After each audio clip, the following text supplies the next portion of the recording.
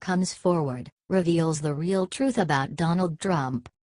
September 11, 2001, will always live in the hearts of Americans as one of the biggest tragedies our country has ever faced. Now, over 15 years later, we are still striving to make America a safe place for ourselves and future generations. One first responder from 9/11, Philip Kirshner, is struggling to get his health back on track after helping at Ground Zero. According to Breitbart, the courageous survivor spoke at length about his health, his political beliefs post 9/11, and how he believes that President Trump is a good person, despite the left's opinion. "I want people to learn that he's a humanitarian, that he reaches out, he donates," Kirshner said. He also recalled that he, Donald Trump, did quite a number, of angel flights with groups. As of now, Kirshner is battling heart disease and kidney cancer. He said that, despite the problems he may be facing now, he does not regret helping people that day. In 2011, Kirshner was hospitalized in Florida, and needed to go to the Cleveland clinic to get the treatment he required. Unfortunately, Florida refused to transport him, which left him with few options. The survivor explained that he was able to make it to the Cleveland clinic in 2011 due to President Trump's donation, which came through the charity group Angel Flight. It was at this point that Kirshner knew he needed to clear the air about President Trump once and for all. He did quite a number, of angel flights with groups, Kirshner recalled. "I want people to learn that he's a humanitarian, that he reaches out, he donates." It's messages like these that the mainstream media is quite eager to ignore, so most people don't know the truth. However, it's obvious that Trump has been helping people for a very long time. He is not the cold and calculating businessman that the media says he is. Kirshner went on to explain how he was a lifelong Democrat until September 11, 2001. One of the deciding factors for him was his fiancée losing her job. She was also forced to train her replacement, a foreigner who was here on an H-1B visa. Since that time, his eyes have been opened to other obvious truths. "This nation is in such dire straits right now. I am a student of history, and when you change the language and when you dumb it down and you change the moral and ethical code of a nation, things like Nazi Germany could happen. That's my concern." Kirshner explained that we need a candidate who will make an effort to work toward establishing a better country, something President Trump has been doing since his first day in office. "It is this kind of change," Kirshner reasoned, "that could save us." Kirshner also explained that he would never vote for Hillary Clinton. His cited reason at the time was that he believes her relationship with the Muslim Sisterhood is counterproductive to American values. All in all, the point is, there is more to President Trump than meets the eye. When you only follow the mainstream media, you lose stories like Kirshner's.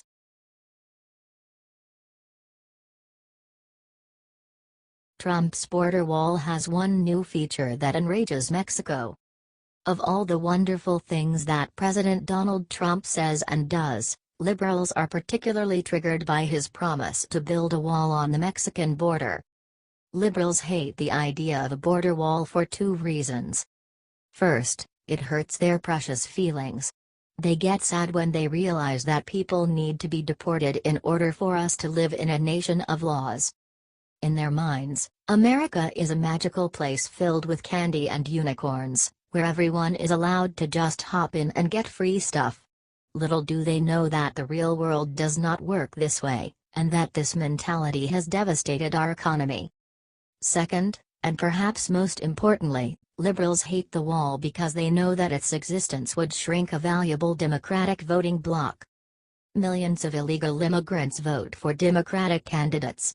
Whether it's because they are forced to by local politicians or because they truly support the liberal platform, illegals vote en masse for Democrats.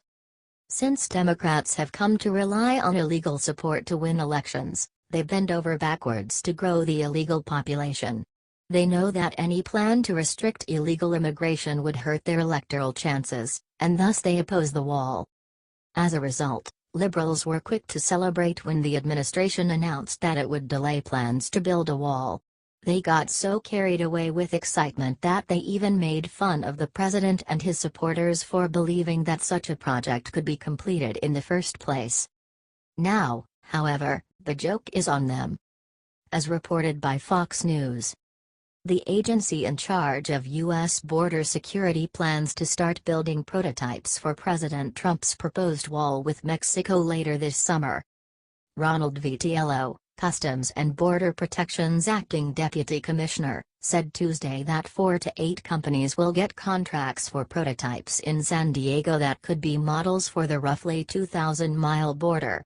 Companies will have 30 days to complete the models. Watch this video about a possible wall prototype. It looks like we will get our wall, and it looks like it will be better than anyone expected. Leave it to President Trump to take a construction project and make it even better. Most people expected the wall to consist of simple concrete slabs. Trump, on the other hand, wants only the best. That is why he is open to a more innovative wall, which contains solar panels and other fascinating high-tech features. Of course, Mexico cannot be happy about this, watching their rich high-tech neighbor come up with solutions that will allow them to keep out illegals and make money back while they're at it. All while they still worry that Trump will penalize them on trade for the way they have hurt America's economy all these years. Regardless of the wall's exact nature, Americans should be ecstatic that a wall will end up being built. Our southern border has been wide open for far too long. Millions of individuals, including criminals, gang members, and terrorists, have entered the United States by simply passing over some bushes or a small wire fence. Once they arrive here, they sell drugs and commit other crimes. Even non-criminal illegal immigrants cause problems by taking jobs and receiving welfare benefits. This must come to an end if we ever want to fix our broken economy and culture. Fortunately, President Trump is committed to making America great again. It looks like now we will finally get to build that wall.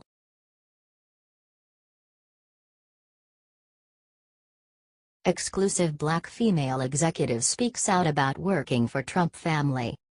On May 2, 2016, a stirring video entitled, "The Trump Family That I Know," produced by Trump Organization executive Lynn Patton, has gone viral with more than 2 million views on YouTube in just a few days.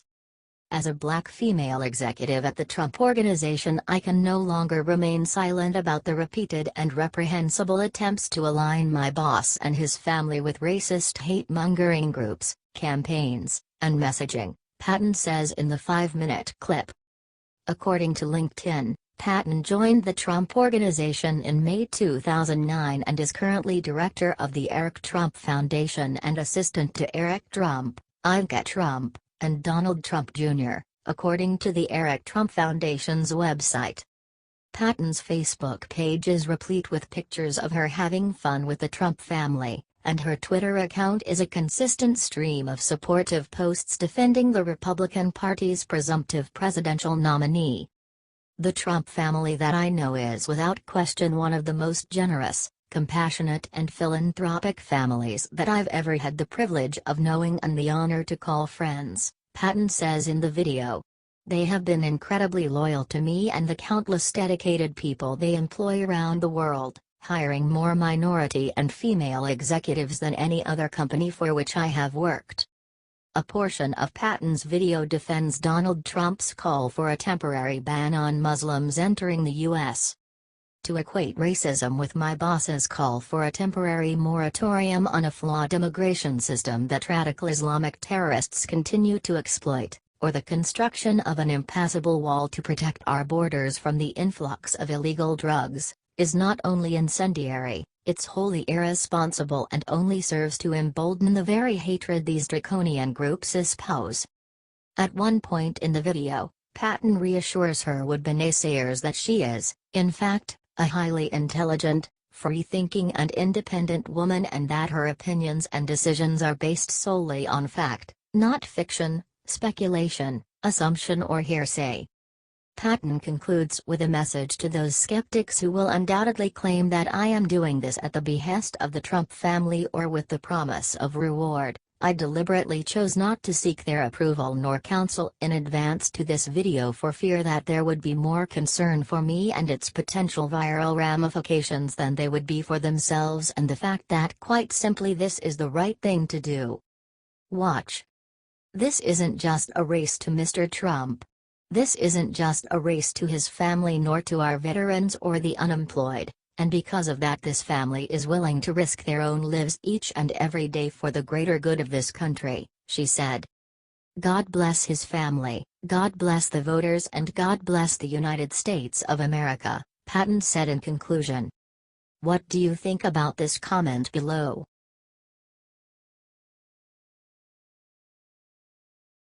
Photos. Even Prince Harry was stopped dead in his tracks by Melania's latest outfit.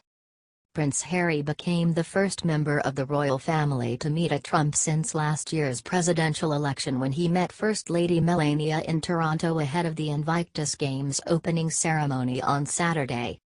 Mrs. Trump and Harry spent less than 30 minutes together before the royal left for another engagement, the Jaguar Land Rover Driving Challenge. Despite its brevity, the meeting appeared cordial, with the pair warmly shaking hands before settling down to talk in a room at the Sheraton Hotel. The 33-year-old prince dressed in a dark blue suit while the 47-year-old First Lady wore a tailored black and white dog-tooth Dior suit and black heels. Harry initially appeared awkward when he was introduced to the Slovenian former model, smiling brightly for the cameras before letting it drop as he turned away. The pair then engaged in small talk, with Mrs. Trump thanking the prince for coming before he asked her if she had been in Canada long. Harry and the U.S. First Lady then settled down to discuss the Invictus Games' success.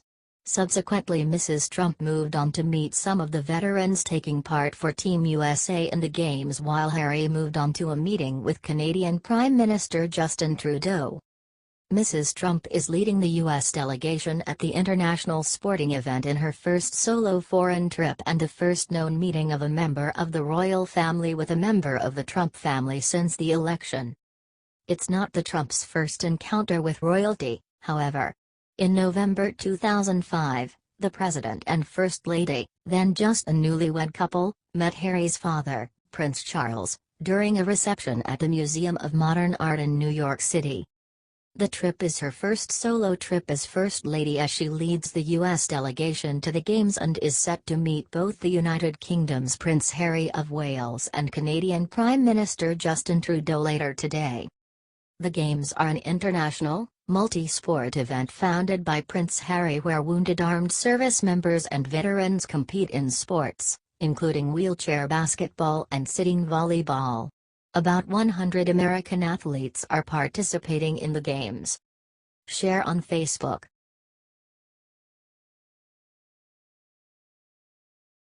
Johns Hopkins psychiatrist drops truth bomb about transgenders, liberals furious. It is simply amazing how such a tiny minority in our country just 0.3% has forced a national debate about whether the public bathroom they visit should or should not match the gender of their plumbing. The entire notion of gender is being questioned. It is now bigoted to believe we live in a gender-binary world. The idea that humans come in only two flavors, male and female, is seen as outdated, old-fashioned, antiquated and just plain mean. Now we must accept gender fluidity. Children as young as 4 are being encouraged to choose their gender identity, as if it were a Halloween costume. And according to a noted psychiatrist, that's just about right.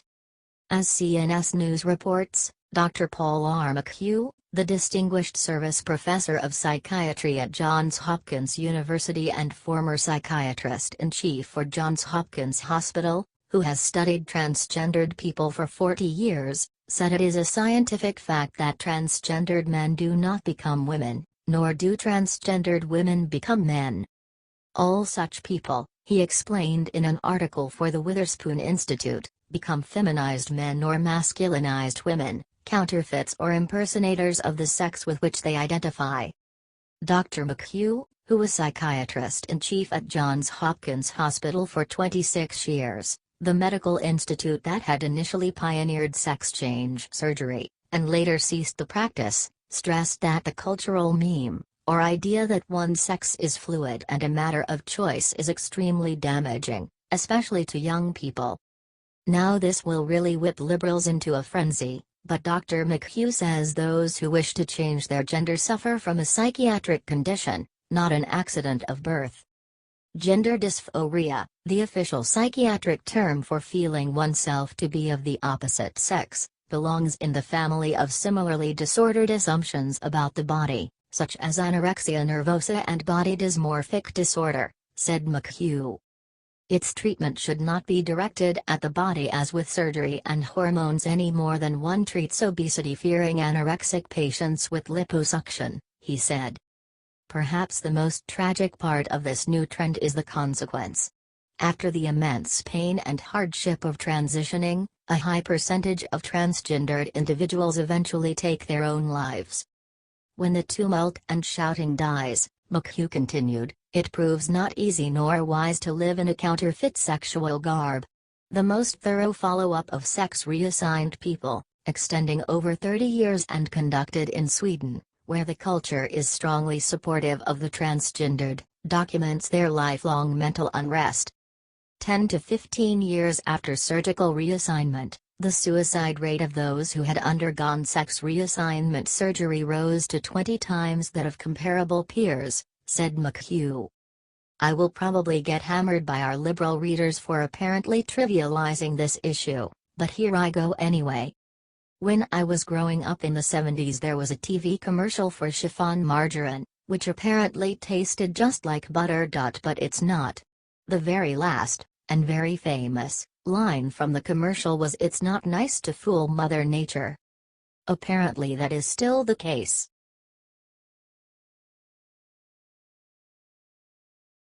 LeBron James goes to war on Trump with a vicious attack, but he wasn't prepared for the blowback. On Saturday, President Donald Trump fired off a tweet about NBA star Steph Curry that had the internet talking. Curry is one of the star players from the 2016-17 NBA champion Golden State Warriors. Prior to Trump jumping at Curry, the Warriors guard said he didn't want to follow the tradition of sports teams visiting the White House. "I don't wanna go. That's the nucleus of my belief. It's not just me going to the White House. If it was, this would be a pretty short conversation," Curry said. In response, Trump tweeted. Curry quickly became a trending topic on social media. Then, Cleveland Cavaliers forward LeBron James reacted to Trump's tweet with a personal attack on the president that could cost him some fans. James tweeted. There were a lot of reactions to James's tweet.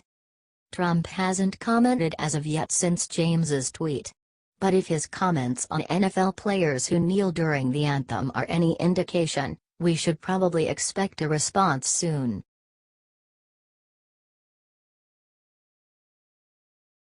Boycott them. Popular restaurant tells veterans to remove the flag and get out. Degenerate liberals don't want anyone to be allowed to express patriotism near them. This restaurant must be run by some of their snowflakes. In Kentwood, Michigan, a Dave & Buster's told American Legion officers they had to take off their jackets because of gang affiliation.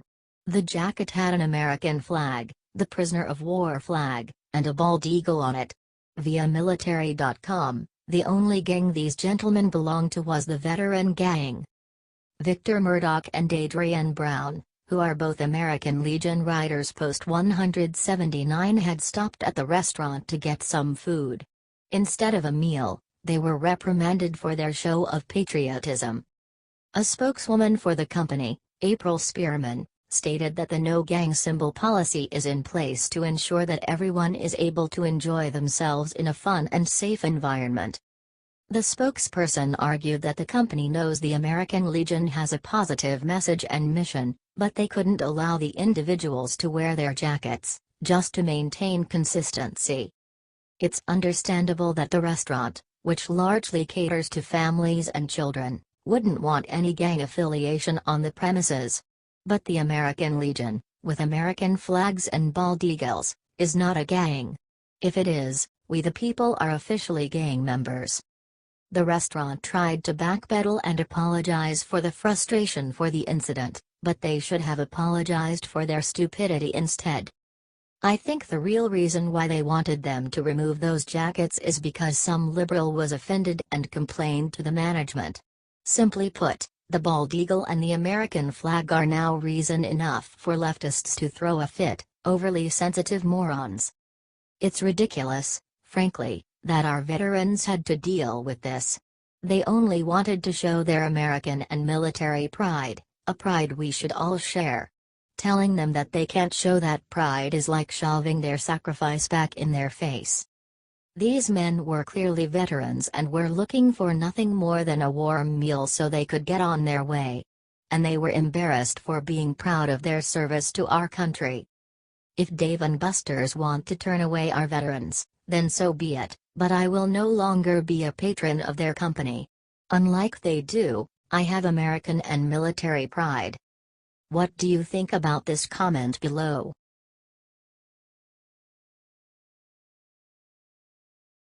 Donald Trump cancels NBA championship invitation to Steph Curry and the Warriors.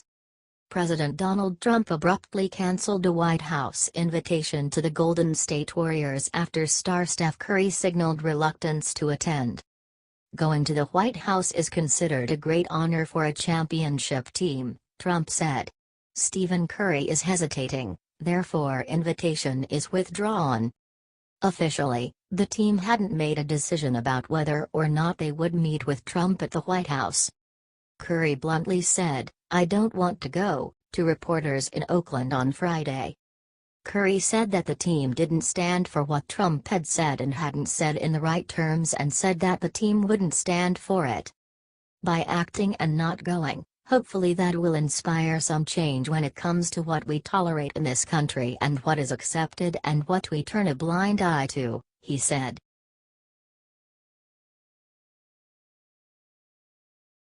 Obama spent $38,000 on military device, Trump solved the problem for $30. While campaigning in 2016, President Trump repeatedly called for modernizing our outdated and depleted military. Now, the Navy is integrating a truly modern device.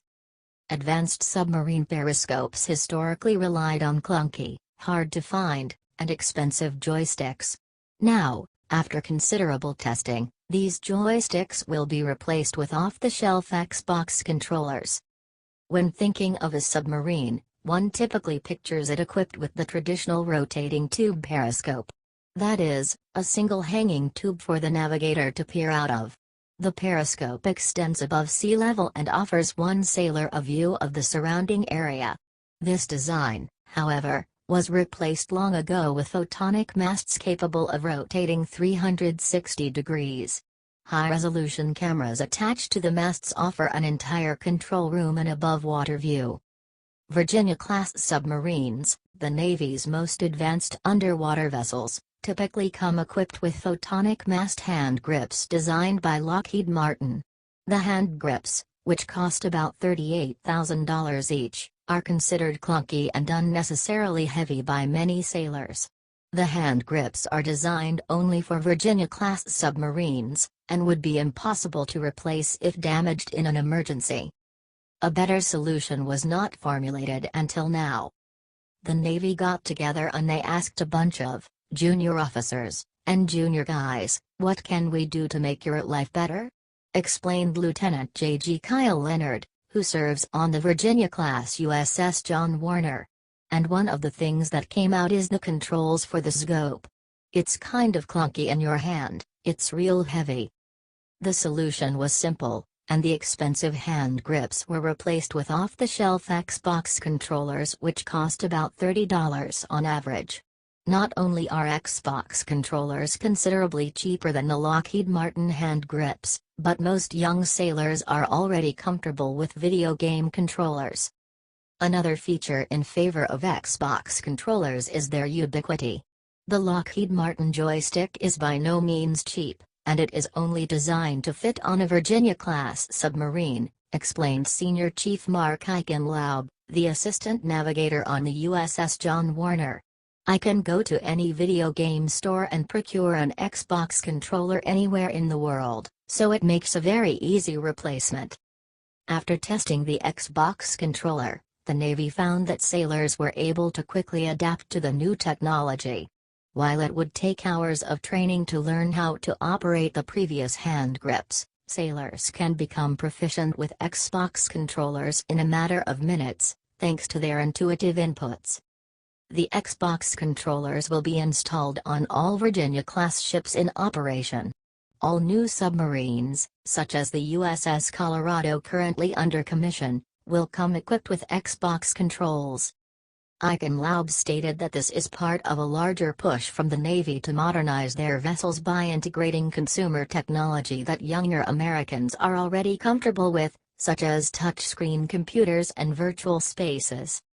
Ideally, what they want to see in 10 years down the road is, there's basically a glass panel display with windows, and you can just pull a window of information, review that, push it off, bring in the next window, Eichenlaub explained. They want to bring in sailors with what they have at home on their personal laptop, their personal desktop, what they grew up with in a classroom. The added benefit, technology like this is, apparently, considerably less expensive.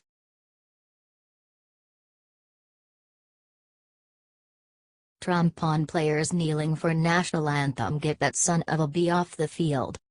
President Donald Trump said NFL owners should not tolerate players disrespecting the American flag, suggesting Friday they ought to say, "Get that son of a bitch off the field right now."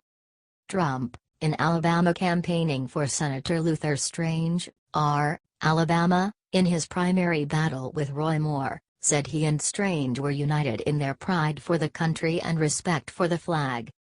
"Wouldn't you love to see one of these NFL owners when someone disrespects our flag to say, 'Get that son of a bitch off the field right now'? Out. He's fired. He's fired," Trump yelled, to huge cheers. The crowd began chanting USA. "You know, some owner's going to do that," Trump said. "He's going to say, 'That guy who disrespects our flag, he's fired.'" Trump called it a total disrespect of our heritage. NFL quarterback Colin Kaepernick began kneeling for the national anthem last year to draw attention to police brutality practices and other examples of racial injustice, and some other players have followed suit. Kaepernick, who reached the Super Bowl in the 2012 season with the San Francisco 49ers, is currently a free agent, and his supporters argue owners are staying away from signing him because of the controversy surrounding him. What do you think about this? Comment below.